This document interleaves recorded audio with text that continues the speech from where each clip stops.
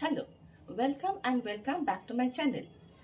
আজকের আমরা এই ভিডিওতে আলোচনা করব ডিজিটাল প্ল্যাটফর্ম বা ই কমার্স সাইট এবং রুরাল এন্টারপ্রেনার, তার মধ্যে কি সম্পর্ক বা তারা দুজনে একসঙ্গে কিভাবে তাদের ব্যবসাকে খুব ভালোভাবে এগিয়ে নিয়ে যেতে পারে, অথবা একজন রুরাল বা গ্রামীণ এন্টারপ্রেনারকে ডিজিটাল প্ল্যাটফর্ম বা ই কমার্স কিভাবে সাহায্য করে তার ব্যবসার গ্রোথের জন্য বা বৃদ্ধির জন্য।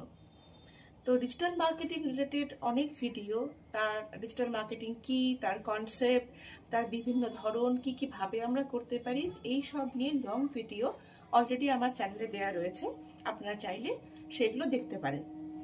তো আর আজকের যে টপিকটা সেটা নিয়ে আলোচনা শুরু করি। আমরা প্রথমে মেন টপিকে যাওয়ার আগে আমরা শুধু এইটুকু খুব সহজ উপায়ে বুঝি যে ডিজিটাল যে প্ল্যাটফর্মগুলো রয়েছে বা ই কমার্স সাইট রয়েছে, যেমন আমাদের কতগুলো সবারই জানা বা পরিচিত ই কমার্স সাইট হচ্ছে ধরুন অ্যামাজন, ফ্লিপকার্ট, মিন্ত্রা। এই সমস্ত ই কমার্স সাইটগুলো রুরাল এন্টারপ্রেনারদের কিভাবে সাহায্য করছে তাদের ব্যবসা করার জন্য। কারণ রুরাল এন্টারপ্রেনার্সরা তাদের সবচেয়ে বড় সমস্যা হচ্ছে তাদের লোকেশন। যেহেতু তারা রুরালে থাকে, মানে গ্রামীণ এলাকায় থাকেন, তাই তারা যোগাযোগ, কমিউনিকেশন, ট্রান্সপোর্টেশন এই সমস্ত বিষয়গুলো নিয়ে একটু ভুক্তভোগী, এবং যার ফলে সেই এইসব জিনিসগুলো কিন্তু তাদের ব্যবসাকে অনেকটাই কিন্তু প্রভাবিত করে। তাই আমাদেরকে এবার সেটাই দেখতে হবে যে একজন গ্রামীণ এলাকায় এন্টারপ্রেনার যিনি কাজ করছেন নিজের বাড়িতে বা নিজের সেটআপে থেকে, তিনি কিভাবে ডিজিটাল মিডিয়াম বা ডিজিটাল প্ল্যাটফর্মকে ব্যবহার করে ওনার ব্যবসাকে আরো বাড়াতে পারেন বা আদৌ বাড়ানো যায় কিনা। তো প্রথমে আমরা একটু ডিজিটাল মার্কেটিং এর বা ডিজিটাল যে প্ল্যাটফর্মগুলো আছে সেগুলো ব্যবহারের সুবিধাগুলো বলি, যেগুলো প্রত্যেকেই পেতে পারেন।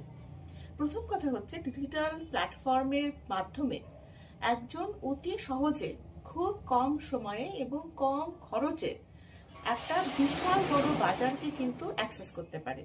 তার মানে একটা বাজারে যদি আমি মার্কেটে আমার যে প্রোডাক্টটা তৈরি হচ্ছে সেটা বিক্রি করতে চাই, তাহলে আমাকে যদি ফিজিক্যালি বা আমি যদি নিজে গিয়ে সেই বাজারে কাস্টমার খুঁজে বিক্রি করতে চাই, তাহলে যতটুকু সীমানাতে আমি করতে পারবো, ডিজিটাল মিডিয়াম কিন্তু সীমানাটাকে অনেক দূরে অনেক বেশি বিস্তৃত করে দিয়েছে। তার মানে আমি ঘরে বসে যদি চাই আমার স্থানীয় বাজার, আমার জেলার বাজার, আমার ব্লকের বাজার, আমার রাজ্যের বাজার, দেশের বাজার, এমনকি বিদেশেও আমি অতি সহজে ব্যবসা করতে পারি। তাহলে একটা ওয়াইড অ্যাক্সেস পসিবল করে দেয় মার্কেটে ডিজিটাল প্ল্যাটফর্ম বা ই কমার্স সাইট। এটা হচ্ছে একটা বিশাল বড় সুবিধা। অবশ্যই যখন মার্কেটের অ্যাক্সেস হবে, বাজারের অ্যাক্সেস বাড়তে থাকবে, তাহলে আমার কি হচ্ছে, বিক্রির সম্ভাবনাও বাড়তে থাকবে। যত আমার প্রোডাক্ট বা সার্ভিস যাই দিই না কেন, সেই বিক্রির সম্ভাবনা বাড়তে থাকে। তো সেই বিক্রি বাড়ার সাথে সাথে যেটা বাড়তে থাকে সেটা হচ্ছে রোজগারের সম্ভাবনা। তার মানে ইনকাম অপরচুনিটিও আমার বাড়তে থাকে। তো সেটা আবার আরেকটা বিশাল সম্ভাবনাময় দিক, যা রুরাল এন্টারপ্রেনারকে সাহায্য করবে। তাহলে মার্কেটের অ্যাক্সেস পাচ্ছি, রোজগারের অ্যাক্সেস পাচ্ছি, এবং দুটোর ক্ষেত্রেই কি ডিজিটাল যে প্ল্যাটফর্ম সেটা বাড়াতে সাহায্য করছে। তৃতীয় যেটা খুব গুরুত্বপূর্ণ, যার ফলে সত্যিকারের যারা এন্টারপ্রেনার আছেন, রুরাল এলাকায় থাকুন অথবা শহর এলাকায় থাকুন, মানে গ্রামে বা শহরে যেখানে থাকুন না কেন, বা যিনি ব্যবসা করছেন এন্টারপ্রেনার বাদেও যারা আছেন, তারা যদি ডিজিটাল প্ল্যাটফর্ম ব্যবহার করেন, তাহলে তাদের কি হয়, মিডলম্যান বা অন্তর্বর্তীকালীন যারা ব্যবসার জিনিসকে কাস্টমারের কাছে পৌঁছাতে সাহায্য করে, যেমন ডিলার, ডিস্ট্রিবিউটর, স্টকিস্ট, দোকানদার, সহজ কথায় রিটেলার, তাদের উপর যে নির্ভরতা সেটা আমাদের কমতে পারে। আমরা ডাইরেক্টলি অ্যাজ এন্টারপ্রেনার বা ম্যানুফ্যাকচারার যে জিনিস তৈরি করছেন, তারা ডাইরেক্টলি কাস্টমারের কাছে পৌঁছাতে পারি একটা প্ল্যাটফর্মের মাধ্যমে।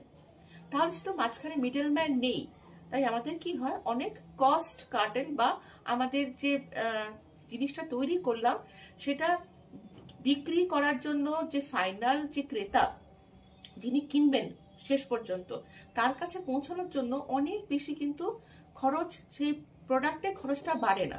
যার ফলে আমরা কি করতে পারি, আমরা লাভের পরিমাণ বাড়াতে পারি। মিডলম্যানদের উপর নির্ভরশীলতা কমে যাচ্ছে থ্রু ডিজিটাল মিডিয়াম বা ডিজিটাল প্ল্যাটফর্ম। এই সুবিধাটা আমাদেরকে করে দিচ্ছে হচ্ছে ই কমার্স সাইট বা ডিজিটাল প্ল্যাটফর্ম। এটা একটা বড় দিক, এবং অবশ্যই এটা কিন্তু আবার আমাদের যে টোটাল যে সমগ্র রোজগার যেটা আছে সেই রোজগারটাকে বাড়াতে সাহায্য করছে। এটা হলো তাহলে আমাদের তৃতীয় সম্ভাবনাময় দিক। চতুর্থত হচ্ছে যখনই আমরা আমাদের পরিবেশগত একটা সুবিধা পাবো, যেমন মনে করুন যে আমি ডিজিটাল মিডিয়াম ব্যবহার করে বিশাল বড় একটা বাজার পাচ্ছি, আমার অনেক কাস্টমার পাচ্ছি, রোজগারের যে ফ্রিকোয়েন্সি বা সম্ভাবনা বাড়ছে এবং মিডলম্যানের উপর নির্ভরশীলতা কমছে, সবকিছু যখন আমার দিকে পজিটিভ, তখন আমি কিন্তু ভাববো যে আমি আরো কি করে আরো ভালোভাবে আরো ভালো প্রোডাক্ট তৈরি করতে পারি, আরো নতুনত্ব প্রোডাক্ট তৈরি করতে পারি, ইনোভেটিভ প্রোডাক্ট তৈরি করতে পারি এবং কাস্টমারের হাতে পৌঁছাতে পারি। তাহলে এই যে ক্রিয়েটিভিটি বা সৃজনশীলতা, নতুন কিছু করার যে তাগিদটা কিন্তু আমাদেরকে পরোক্ষভাবে আমাদেরকে এনে দিচ্ছে ডিজিটাল মিডিয়াম বা ডিজিটাল প্ল্যাটফর্ম। কারণ আনুষঙ্গিক যে জিনিসগুলো জেনারেলি কোনো একটা ব্যবসায়ীকে খুব হেডেক দেয় বা খুব মাথা ব্যথার কারণ হয়ে দাঁড়ায়, সেটাকে কিন্তু অনেকাংশেই কমিয়ে দিচ্ছে ডিজিটাল মিডিয়াম বা ডিজিটাল প্ল্যাটফর্ম। তো এগুলো হচ্ছে আমাদের সম্ভাবনা বা পজিটিভ দিক বা ভালো দিক, যেগুলো রুরাল এন্টারপ্রেনার্সরা ডিজিটাল মিডিয়ামের মাধ্যমে পেতে পারে। তাহলে এইটুকু আশা করি আমরা বুঝতে পারছি। এবার আসে যে কিভাবে একজন গ্রামীণ এন্টারপ্রেনার ডিজিটাল মিডিয়ামকে তার নিজের ব্যবসার জন্য ব্যবহার করবেন। তো এটার জন্য আমি বলবো যে আপনারা একটু সময় করে আমার যে চ্যানেলের মধ্যে ডিজিটাল মিডিয়াম কি ভাবে করা যায়, email marketing, affiliate marketing, social media marketing, mobile marketing, সেইগুলোকে একটু যদি আপনারা দেখে নেন, তাহলে আপনাদের এই ভিডিওতে বুঝতে বা নিজের ব্যবসার ক্ষেত্রে প্রয়োগ করতেও কিন্তু অনেক সুবিধা হবে। তো সেগুলো একটু দেখে নেবেন এবং তারপরে যদি এই ভিডিওটা আরেকবার দেখেন তাহলে আরো সহজগম্য হয়ে যাবে, আমি আশা রাখছি। তো তাহলে আবার আসছে যে এবার আমরা কিভাবে ডিজিটাল মিডিয়ামকে আমাদের ব্যবসার কাজে ব্যবহার করব। এবার ব্যাপারটা হচ্ছে যে সম্ভাবনাগুলো তো আমরা বুঝতে পারলাম যে কি সুবিধা ডিজিটাল প্ল্যাটফর্ম দিচ্ছে। এবার আমাদেরকে টোটাল স্ট্রাকচার বা ডিজিটাল যেটা ইকোসিস্টেম সেটা বুঝতে হবে, যে কিভাবে আমরা ধাপে ধাপে ডিজিটাল প্ল্যাটফর্ম বা সোশ্যাল মিডিয়া বা ই কমার্স সাইটকে কাজে লাগাতে পারি, দিয়ে আমাদের যে এন্টারপ্রেনার যে উদ্যোগটা আছে সেই উদ্যোগটাকে আরো উন্নতির পথে নিয়ে যেতে পারি, আরো লাভ বাড়াতে পারি, ব্যবসা বাড়াতে পারি, এই সমস্ত কিছু।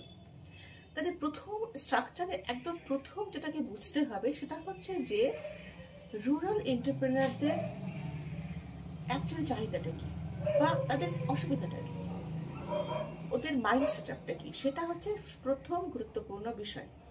এবার যদি আমরা আমাদের দেশের পরিপ্রেক্ষিতে ভাবি, তাহলে গ্রামীণ যে সমস্ত এন্টারপ্রেনার আছেন তাদের প্রধান যেটা সমস্যা, অনেকগুলো সমস্যা রয়েছে, প্রত্যেকটি হচ্ছে খুবই গুরুত্বপূর্ণ। তার মধ্যে প্রধান সমস্যা যেটা এখনো অবধি আমাদের দেশ ডিজিটালি সাউন্ড নয়, মানে ইনফ্রাস্ট্রাকচার হিসেবে যদি আমি ডিজিটাল প্ল্যাটফর্ম ব্যবহার করি তাহলে সেখানে ডিজিটাল মিডিয়াম, ইন্টারনেট মাধ্যম, সে সমস্তগুলো আমাদের খুব ভালো হওয়া দরকার, যেখানে ইন্টারনেটের স্পিড ভালো হওয়া দরকার, ইন্টারনেট ফেসিলিটি সব জায়গায় আসবে সেরকম থাকা দরকার, মোবাইলের টাওয়ার থাকা দরকার। এই সমস্ত বিষয়গুলো ইনফ্রাস্ট্রাকচারাল একটা প্রবলেম বা পরিকাঠামোগত একটা সমস্যা এখানে রয়ে গেছে, যেটা কিন্তু গ্রামীণ এন্টারপ্রেনারদের ক্ষেত্রে একটা বাস্তবিক কঠিন সমস্যা। কারণ আমি যদি আজকে ই কমার্স ব্যবহার করে আমার ব্যবসা করি, সেখানে ই কমার্স মানেই হচ্ছে আমার একটা মোবাইল বা একটা ইলেকট্রনিক ডিভাইস দরকার হবে। সেখানে আমি কি করব, একটা কোনো ইন্টারনেট বা সংযোগের মাধ্যমে আমি আমার যে প্রোডাক্টগুলো আছে সেইগুলো বিভিন্ন ডিজিটাল প্ল্যাটফর্মে ব্যবহার করব। রিয়েল টাইমে, মানে বাস্তবিকে পৃথিবীর যে কোনো প্রান্ত থেকে কেউ একজন যখন আমার ওয়েবসাইট বা ই কমার্স সাইটে আমার কোম্পানির প্রোডাক্টগুলো দেখছে, কতক্ষণ দেখছে, কতটা কিনছে, কিভাবে টাকা পেমেন্ট করছে, সব জিনিসগুলো ডিজিটাল মাধ্যমে খুব গুরুত্বপূর্ণ হয়ে দাঁড়ায়। এবং আমরা যেহেতু as a customer digital medium ব্যবহার করে কোনো জিনিস যখন কিনি, যেহেতু আমরা সামনাসামনি জিনিসটাকে দেখতে পাই না, তাই আমরা চাই যে আমরা যখন অ্যাক্সেস করছি কোন একটা ই কমার্স সাইট, কোন একটা ই কমার্স সাইটে কোন একটা প্রোডাক্ট, তাহলে সেই প্রোডাক্টটা সেই সময় যেন আমার কাছে পুরো পরিষ্কার ছবিটা আসে। কিন্তু যার ফলে কি হবে, যে যদি এই ক্ষেত্রে সংযোগ মানে ইন্টারনেট যে সংযোগটা সেটাই যদি গন্ডগোল হয়ে যায়, তাহলে কিন্তু সমস্যা, পেমেন্টের ক্ষেত্রে সমস্যা হবে, অর্ডার নেওয়ার ক্ষেত্রে সমস্যা হবে, অনেক ধরনের সমস্যা সেখানে আসতে পারে। তাই ইনফ্রাস্ট্রাকচার একটা প্রথম এবং প্রধান সমস্যা। দ্বিতীয় সমস্যা হচ্ছে যে আমাদের দেশের মধ্যে নিরক্ষরতার হার এখনো বেশ কিন্তু ভাবনার বিষয়। তো আমরা নিরক্ষরতা নিয়ে একটা সমস্যায় ভুগছি, কারণ ই কমার্স বা ডিজিটাল প্ল্যাটফর্ম ব্যবহার করতে গেলে অবশ্যই আমাকে বুঝতে হবে যেখানে কোথায় কি লেখা আছে, কোথায় কি করতে হচ্ছে, সেটা আমাকে পড়ে ছবি দেখে বা নিজে আপলোড করার সময় সমস্ত যে টার্মস কন্ডিশনস কিভাবে কি পদ্ধতিতে করব সেটাকে বুঝে সব করতে হবে। আমি অন্ধের মতো সেখানটায় শুধুমাত্র শুনে করতে পারবো না, সেখানে আমার সাক্ষরতা বা লিটারেসি দরকার হবে। তার থেকেও বড় কথা হচ্ছে দরকার, সেটা হচ্ছে ডিজিটাল লিটারেসি। তার মানে আমি যখন ডিজিটাল মিডিয়াম ব্যবহার করব বা ডিজিটাল মাধ্যম ব্যবহার করব, সেই মাধ্যম সম্পর্কে আমি কতটা জানি, সেটা খুব গুরুত্বপূর্ণ বিষয়। এবার অবশ্যই হয়তো আপনাদের সবারই মনে হবে যে আমরা তো আমাদের দেশের গ্রামে গঞ্জে সব জায়গায় সবার হাতেই মোবাইল দেখি এবং বেশিরভাগই হচ্ছে অ্যান্ড্রয়েড ফোন। একদম ঠিক কথা।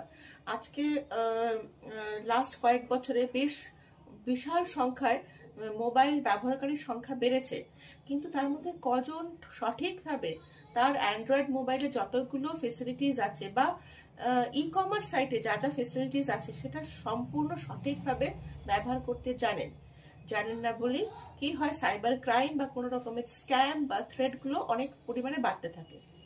তো এই বিষয়টা আমাদেরকে ভাবতে হবে যে ডিজিটাল লিটারেসি বিষয়টাকে নিয়ে যাতে সবাইকে সরগর করা যায়, এটাও আরেকটা কিন্তু খুব একটা বড় দিক, খুব বড় একটা সমস্যার দিক বলতে গেলে।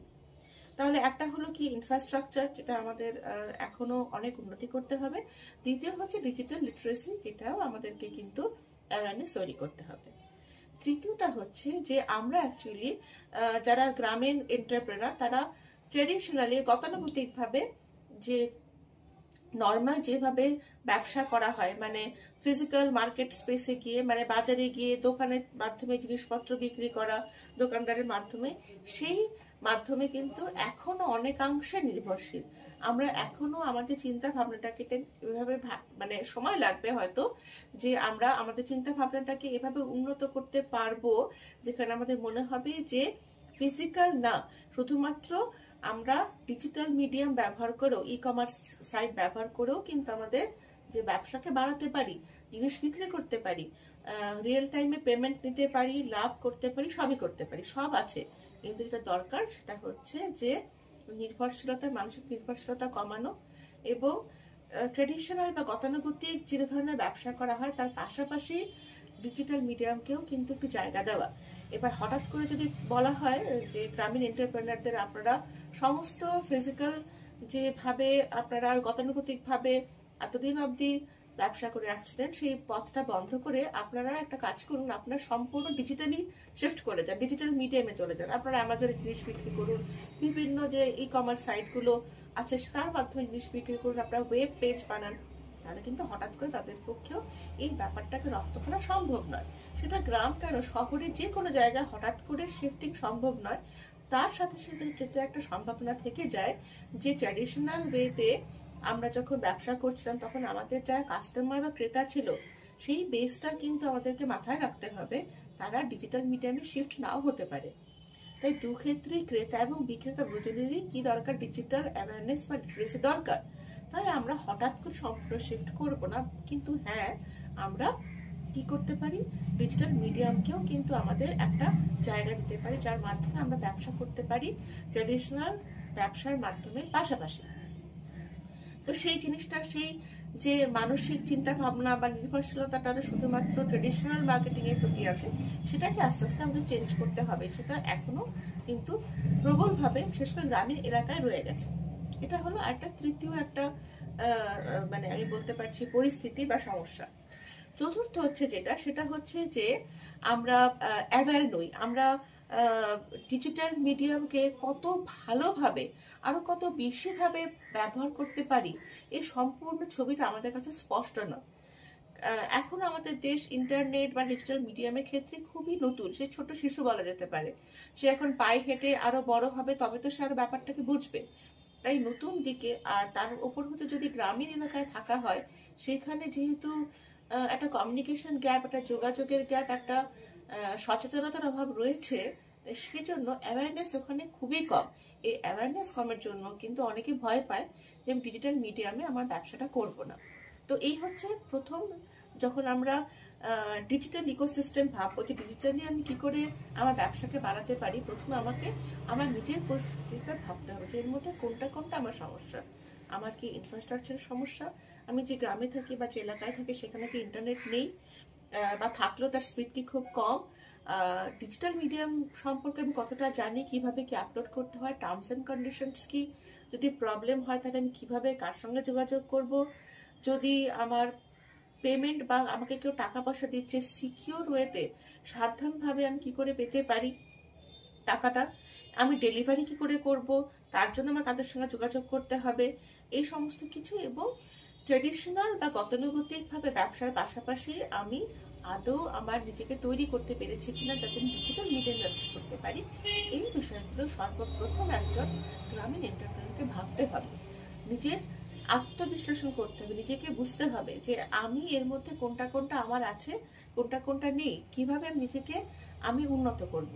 কোনো কিছু জিনিস যখন জানি না তখন সেটাকে শিখবো, কোথায় গিয়ে শিখবো, এই ব্যাপারটা হচ্ছে প্রথম ধাপ আমাদের। এবার আমরা যখন প্রথমে একজন গ্রামীণ এন্টারপ্রেনার হিসেবে নিজের পরিস্থিতি বিচার করলাম, নিজের ভালো দিক, পজিটিভ দিক, স্ট্রেংথ এবং উইকনেস মানে দুর্বলতাটাও নিজেকে যদি শনাক্তকরণ করতে পারি, তাহলে আমার মনে হয় আমরা অনেকটা কিন্তু সক্ষমভাবে আমরা ডিজিটাল ইকোসিস্টেমের দিকে এগোতে পারি এবং ডিজিটাল মিডিয়ামকে ব্যবহার করতে পারি। তাহলে এরপরের ধাপগুলো কি হবে, পরবর্তী যে ভিডিওটি থাকবে সেখানে আমরা পরবর্তী ধাপগুলো আমরা সেটার সহজে এবং বিশদে আলোচনা করব।